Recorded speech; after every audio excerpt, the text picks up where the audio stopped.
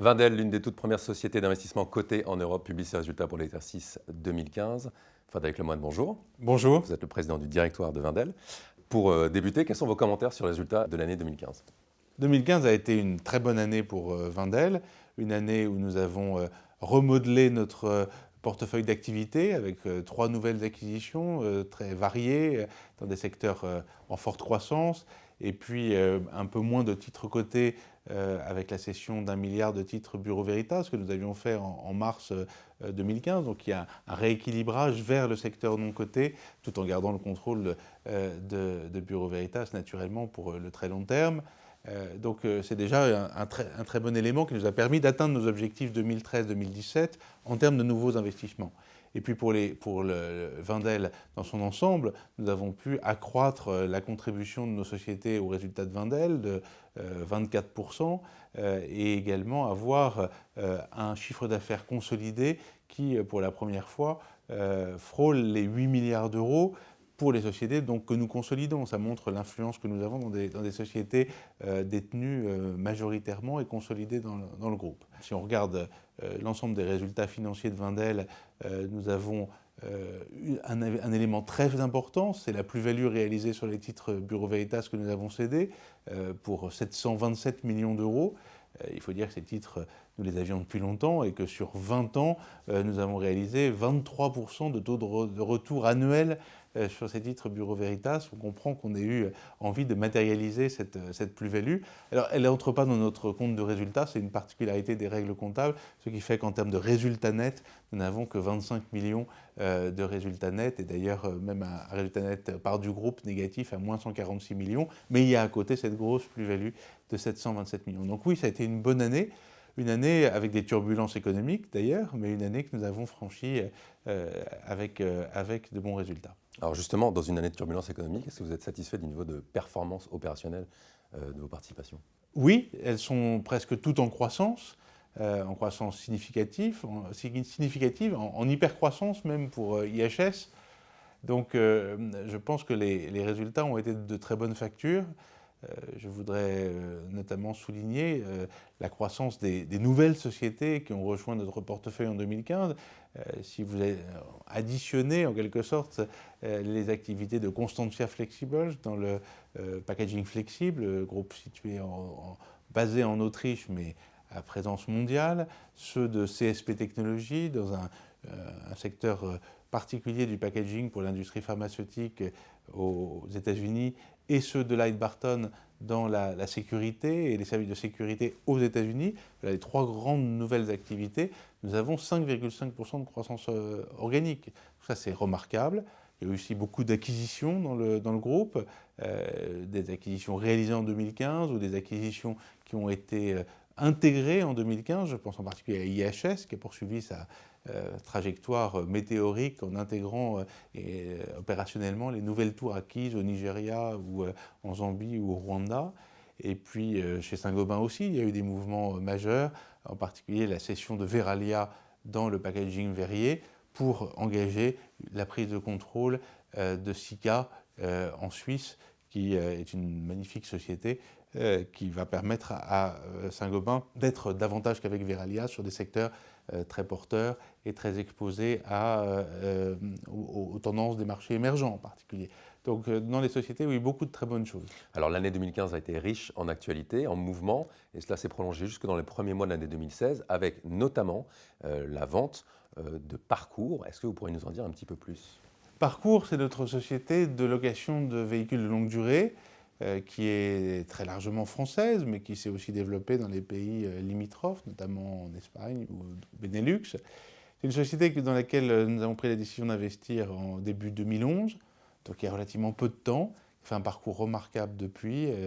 Le nombre de véhicules gérés a cru de plus de 50%. Nous avons encore fait plus de 9% de croissance du chiffre d'affaires en 2015.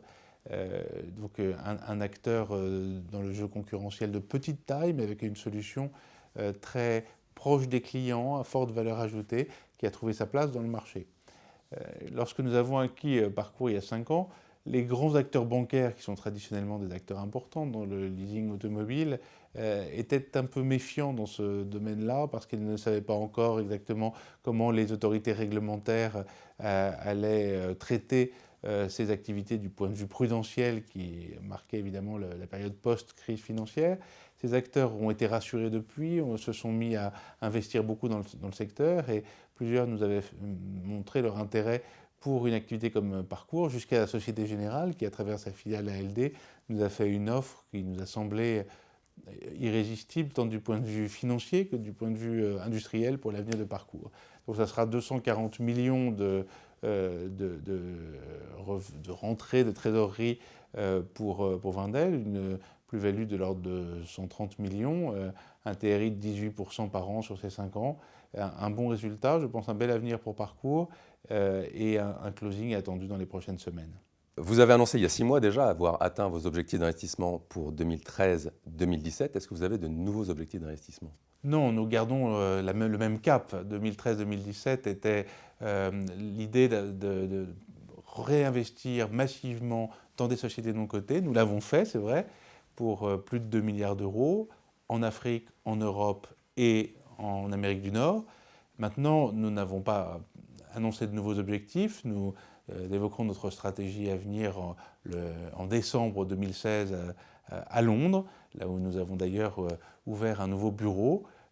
Mais d'ici là, nous continuons sur la même lancée, c'est-à-dire que nous regardons beaucoup d'opportunités d'investissement en Europe, avec, c'est vrai, grâce à notre bureau de Londres, un regard un peu plus large que simplement sur la France, le Benelux et les pays de langue germanique, qui étaient jusqu'à présent notre principale zone de recherche. Nous regardons aussi la Grande-Bretagne, la Scandinavie et l'Europe du Sud. Nous continuons en Afrique, où naturellement nous sommes très connus pour ce que nous avons fait et où beaucoup d'entrepreneurs viennent nous voir avec des projets d'investissement, et en Amérique du Nord. Alors parlons de l'ANR, l'actif net réévalué. Êtes-vous satisfait du niveau de l'ANR ? Moi, je ne me prononce pas sur les valeurs de marché. Ce que je vois, c'est que le marché boursier est volatile et que ça introduit une certaine volatilité de notre actif net réévalué. Il a cru d'environ 10% pendant l'année 2015. En ce début d'année 2016, il a baissé un peu, il remonte. Ce qui me semble vraiment important, c'est que chacun se rende bien compte de la valeur cachée qu'il y a dans les actifs de Wendel aujourd'hui. L'actif net réévalué a sa propre méthodologie, elle est relativement prudente. Il y a plusieurs sociétés, Constantia Flexibles, IHS, Stahl, qui continuent dans leur valorisation utilisée d'intégrer les valeurs d'acquisition ou les offres qui nous ont été faites dans le passé et que nous n'avons pas acceptées. Ça dure 12 mois et après, nous ne prenons plus en compte ces valeurs, nous prenons en compte les comparables boursiers. C'est un peu technique, mais ça veut dire que dans l'avenir, l'ANR, toutes choses égales par ailleurs, devrait augmenter de plusieurs euros pour chacune de ces sociétés. Donc il y a cet élément-là, il y a aussi la progression opérationnelle des sociétés qui va normalement dans le bon sens. Nous pensons que ces sociétés ont le vent en poupe. Donc je pense que l'ANR, structurellement, devrait croître chez Wendel. Bien évidemment, nous ne sommes pas maîtres des marchés financiers. Et enfin, parlons du dividende. L'année dernière, le dividende avait atteint le niveau distribué avant la crise financière. Qu'en est-il cette année ? Eh bien, nous restons dans la ligne tracée dans la stratégie 2013-2017. Nous avions annoncé que le dividende croîtrait année après année. C'est le cas depuis 2009. Nous allons proposer à l'Assemblée générale des actionnaires de Wendel, qui se tient le 1er juin 2016, une nouvelle augmentation du dividende de 7,5% à 2,15 €.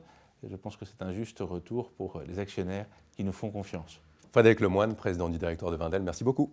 Merci.